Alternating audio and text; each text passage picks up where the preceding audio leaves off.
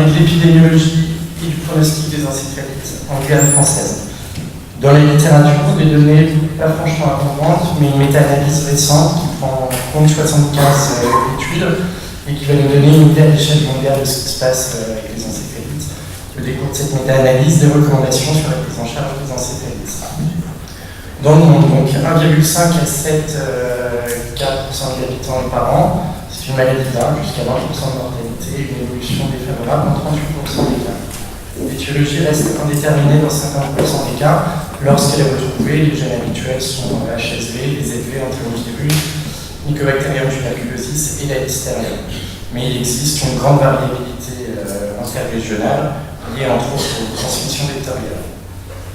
Les études de la méta-analyse, une prépondérance dans l'ancien et le nouveau monde dans l'hémisphère nord, sous les tropiques, c'est en Asie du Sud-Est et en Afrique, et rien en Amérique du Sud sur les données épidémiques. Pourtant, si on regarde ce qui se passe en Asie, on a une mortalité qui est relativement élevée par rapport à 20%, 36% en Inde, et une originalité épidémiologique, enfin étiologique, disons, en Thaïlande avec l'encéphalite japonaise et le cryptocoque qui vient. On a quand même des recommandations dans les guidelines en fonction de l'origine du patient, en fonction de la région géographique. Et pour l'Amérique du Sud, voilà ce qu'on nous demande de chercher, beaucoup d'arbovirose, Venezuela encephalitis, Saint-Louis, le chikungunya, la dengue, des cadrages, des bactéries, des parasitoses et le neuropalud, dans certaines études, il n'est pas inclus dans les encéphalites, on verra qu'il n'y en a plus non plus. Donc on a donc voulu voir ce qui se passe en Guyane, pour ça on a fait une étude rétrospective, descriptive, de 2007 à 2017, avec comme objectif principal de décrire les caractéristiques démographiques, cliniques, biologiques des encéphalites dans la population générale et de toutes les encéphalites prises en charge à l'hôpital de Cayenne. Objectif secondaire, évaluer les facteurs pronostiques d'évolution favorable à 3 mois du diagnostic. Pour la méthode, une définition consensuelle depuis 2013 pour les encéphalites, à savoir un critère majeur obligatoire, une altération de fonction supérieure. Donc c'est un trouble du comportement, une agitation, une somnolence, une confusion. À ça doit s'ajouter des critères mineurs, une fièvre de plus de 38 degrés, 72 heures avant ou après l'apparition des symptômes, des convulsions, des signes neurologiques focaux.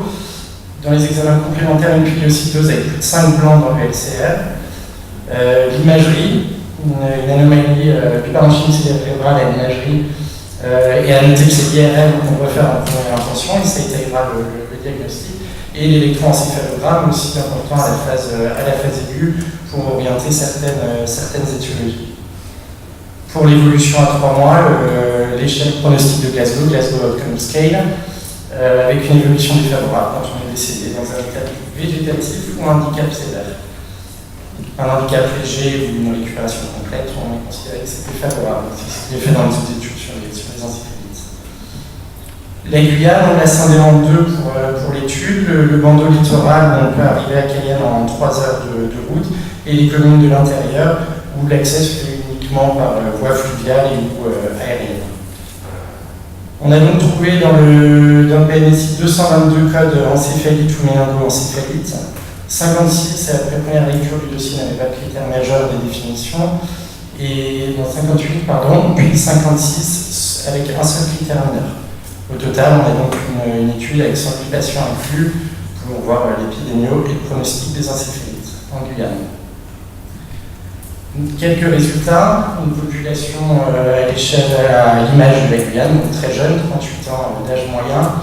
On avait 25 patients qui venaient des communes de l'intérieur sur les cohortes, population avec beaucoup de pathologies, 2 fois plus que ce qu'on peut trouver en France métropolitaine dans les études, des hypertensions, du diabète, la haute prévalence guyanaise, et bien sûr le VIH, 41,7% de nos patients étaient séropositifs.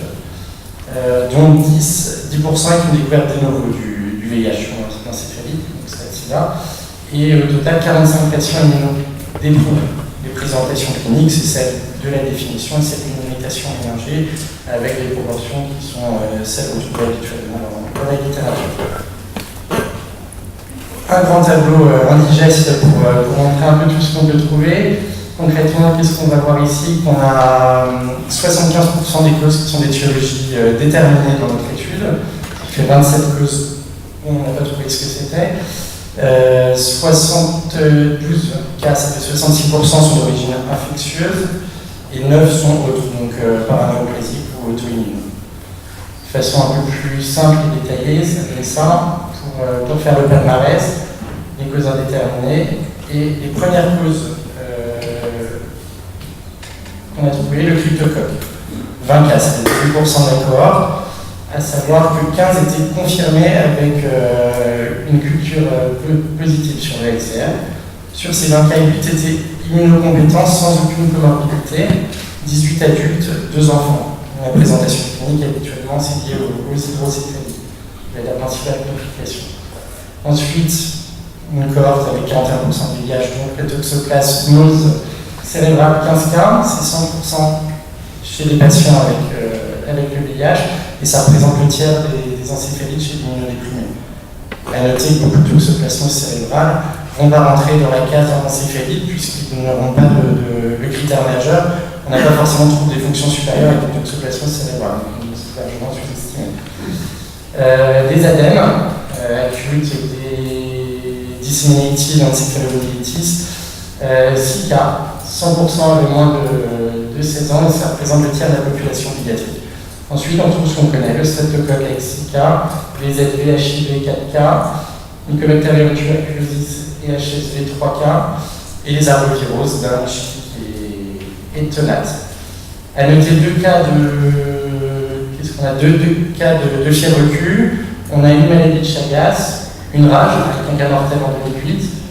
En pathologie auto-immune, il y a une encéphalite de Rasmussen, mais pour beaucoup, dans les parties auto-immunes, là, le diagnostic a été fait à la petite salpêtrière de Rasmussen.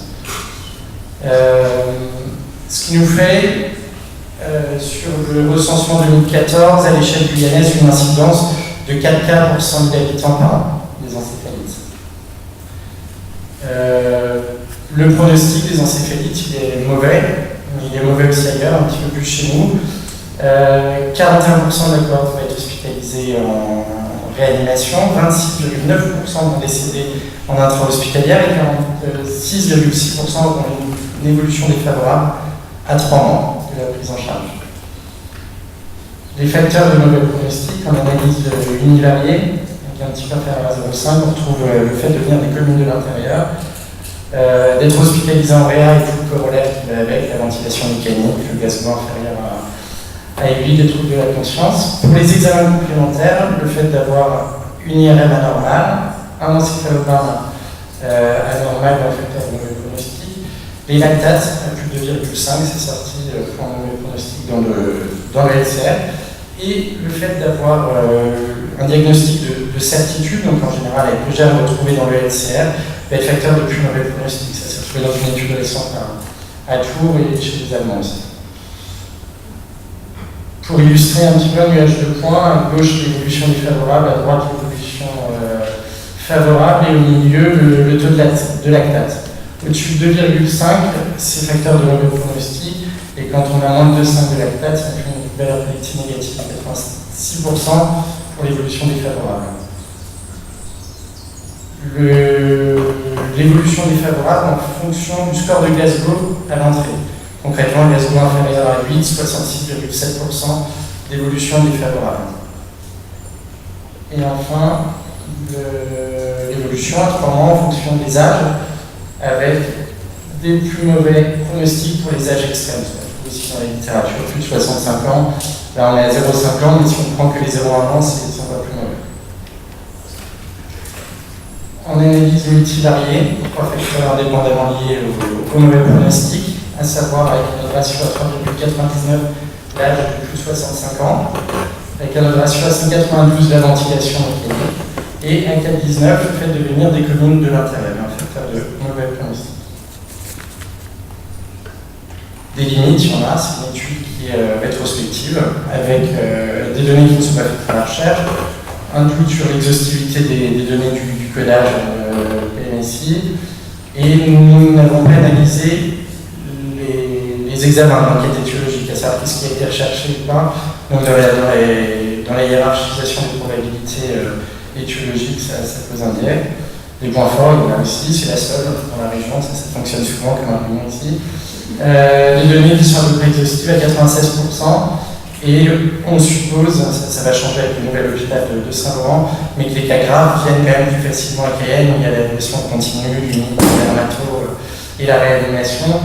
Donc on pense être assez exhaustif à l'échelle guyanaise. Et ce qu'on apprend donc, dans cette étude, une épidémiologie qui diffère de ce qu'il décrit, de ce que je présentais en début au niveau mondial.